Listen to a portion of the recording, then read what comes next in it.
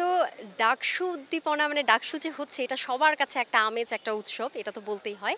কিন্তু আমরা দেখেছি যে ২০১৯ সালে যে ধরনের ডাকসু হয়েছে এবং এর আগেও যে ধরনের ডাকসু হয়েছে, আমরা যদি শুরুর ডাকসুর কথাও বলি না কেন, এবার ২০২৫-এর যে ডাকসুটা মানে একদম কি বলবো অন্য রকমের একটা ডাকসু হতে যাচ্ছে। আমরা প্রেডিক্ট করতে পারছি না যে কে হারবে কে জিতবে এবং প্রার্থিতাদের মধ্যে যে ধরনের আমেজ তৈরি হয়েছে আপনারা দেখবেন যে প্রত্যেক হলে হলে কিন্তু প্রার্থীর যে সংখ্যা অনেক বেড়ে গিয়েছে। ইভেন কালকেও কিন্তু সময়ও বাড়িয়ে দেওয়া হয়েছে, অনেক রকম ঘটনাও ঘটছে। তো ভেতর থেকে যেটা বলা হয় যে একসময় আমাদের শঙ্কা ছিল ডাকসু কি হবে নাকি হবে না, এমন একটা শঙ্কা ছিল। কিন্তু আমরা সামনে দেখতে পাচ্ছি যে না, সব কিছু প্রসেসর হওয়ার পর যে না এবার আসলেই ডাকসুটা হবে এবং শিক্ষার্থীদের যে জায়গা, আস্থার যে জায়গা, ভরসার যে জায়গা, এই ডাকসুর মধ্য দিয়ে কিন্তু আমার মনে হয় যে এবার এই জায়গাটা পরিকল্পিতভাবেই একটা রূপদান করবে বলে আশা করা যায়।